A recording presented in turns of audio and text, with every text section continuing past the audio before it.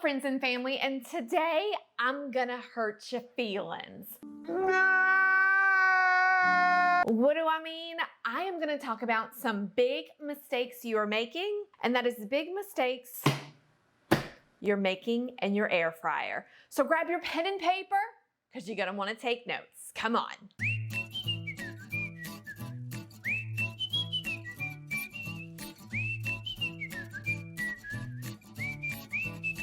Well, hey gang, if you're new here, my name is Shelly. I am a dietitian. I specialize in weight loss. And in the last 5 years, I've really embraced the keto, low carb, and anti-inflammatory lifestyle after I could not get rid of that last 15 pounds of baby weight. And I was suffering from some pretty extreme migraines. I cut the gluten, I went keto, and I have never looked back. And in my clinic, I teach hundreds of women the exact same thing. I put it this way, if you're looking to lose weight, balance your hormones, eliminate pain and migraines, and do it in a cheap, fun, and effective way, you're gonna wanna subscribe.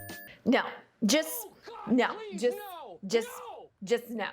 Friends, we are making some big mistakes in this bad boy, and I don't want you to worry. I'm not gonna tell anybody, okay? It'll be our little secret. Yeah, sure. But you're gonna wanna watch because I have 5 great mistakes that we're making, and I promise when you correct these mistakes, you will up the level of your air frying game. Without further ado, gang, let's go through our top 5. Mistake number 1 is we completely overcrowd the air fryer. Okay, gang, this thing is not like dresser drawers, and I totally get it. If you have kids like I do, they love to stock the clothes right on top of each other where you can barely close the drawer. It's like, get the clothes out of here. Well, we don't want to do that in our air fryer. The purpose of the air fryer is that it's a convection oven. So what it does is it rotates air around the entire food product so that it'll cook it. And if it's overcrowded, if we have food lying on top of each other, it kind of has that effect of, well, I'm gonna cook what's on top, I'm gonna cook what's on bottom, the middle here. So we have the box here for the top, the box here for the bottom, cooked, crispy, fantastic. This middle little box right here is left kind of sad, kind of droopy, and kind of uncooked. So how do we fix this problem? We just lay everything evenly. Mistake number 2 is that we defrost our frozen vegetables. So many of us don't even realize that we can cook frozen vegetables in these 2 bad boys right here, which I absolutely love. And I did a video, we'll link it either up here, and if you click below in the description box, I will have that video. It's a super popular video. The number 1 rule that we do not want to make whenever we take frozen to the air fryer is that we don't want to defrost it. Air fryer has trouble cooking items that have a liquid outside. Now, ice, it melts it really quick and it's perfect, but if something's wet, if something's soggy, if there's a lot of water on it, it's really gonna take the air fryer longer for it to cook. And I don't know about you, I'm using the air fryer to save time in the kitchen. I don't wanna cook things longer. So, moral of the story, do not defrost your vegetables. Got it? Yes! Mistake number 3 is kind of similar to mistake number 2, where defrosting our vegetables is that we put in really soggy, funky meats. And an easy way to say this is that we need to pat dry our meat. Again, when something is soggy, when something is funky that we put into the air fryer, it has a much longer time to cook it. Now, again, I'll link it, it will be up here. I don't know, my directions always stink whenever I do these videos. A great air fryer Cajun chicken tender, where we did that. We blotted the meat, we kind of dunked it in our seasoning, we sprinkled it off, and we cooked it in the air fryer, and it came out crispy. It came out amazing because the meat that we put in there was dry. Now, mistake number 4 is that we don't flip, rotate, or toss our food. So that's a lot of words, and exactly what do we mean? So I always explain this when I do my food demos, which I haven't done one in a little bit because you know why. But if we don't rotate that food, we risk it being a little bit crispier on the top than on the bottom, and we want that food to cook evenly. So my rule of thumb, and you're gonna wanna write this down, rule of thumb, is that if you see on a blog or on any kind of cookbook and it says cook 15 minutes, at minute 7, you're gonna open up this guy, you're gonna take your trusty tongs here, and you're gonna flip. Hey, that's pretty good.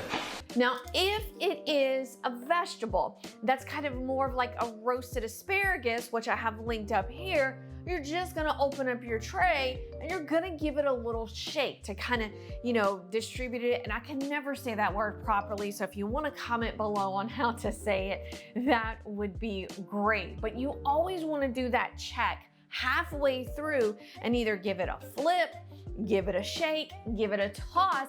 And the main purpose of that is so that we can cook the food evenly. Again, because we use these bad boys so that, hey, I want food crispy, I want it delicious, and I want to save time. Y'all like my little musical drums here? Yes, yes. Before I get to the final mistake, the 5th and final one, which I'm sure there's a couple more mistakes that folks are making, I just couldn't think about them. I want you to scroll down below. I have an awesome 7-day keto and anti-inflammatory menu that has some great air fryer recipes that you can test.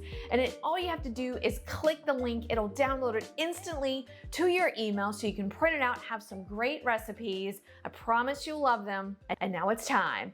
Without further ado, giving ourselves a little drum roll, here is the final mistake. Mistake number 5, and that is we don't properly clean our air fryer. Now, I did an entire video on how to clean the air fryer basket, and I was really shocked on how many folks don't clean this after use. If you go to that video, which is up here down there, you will see the secret ingredient that I use to keep your air fryer clean. Everybody has it in your pantry, but an easy way to think about this is that it is pretty much like a pot in a pan instead of thinking it's like your oven, where some folks just clean their ovens once a year. I get it, I understand. I've kind of been trained to wash things after each use. You do want to look at the owner's manual on your air fryer. You notice I have 2 different air fryers right here. Most folks have one like this. This is kind of the pull-out tray one. This one right here was given to me as a gift from a family member. I have to be honest, I don't use this one as much as I use this one. Some of our air fryers you can put in the dishwasher, but the thing about it is you don't want to use firm Brillo pads. You can use a toothbrush. You want to clean kind of the ring up here that's at the top. You want to clean the basket. You want to wipe this down. You even want to wipe the back of it. Same with this bad boy right here. You want to clean the entire thing, not just the basket. Because that way, if you're cooking, you might have a little debris that might fall into your food, which is pretty nasty and pretty funky. Let's be honest, friends, are you guilty of any of these air fryer fails? For me personally, I've been guilty of not flipping my meat over when I'm cooking it, and I have a great crispy side and then the other side is a little, I'm almost certain because you watch this video, you have an air fryer. I want to check out my super fun playlist, which is right over here in this little box. Click on it. It has great recipes, mainly vegetables, but I do have a couple of fun things thrown in here. And of course, friends, for more keto, low carb, and anti-inflammatory tips, tricks, and just all around fun, you want to subscribe to our channel, give this video a like if you loved it, share it on all your socials, and guys, I'm Shelly. I wish you all well. Mwah.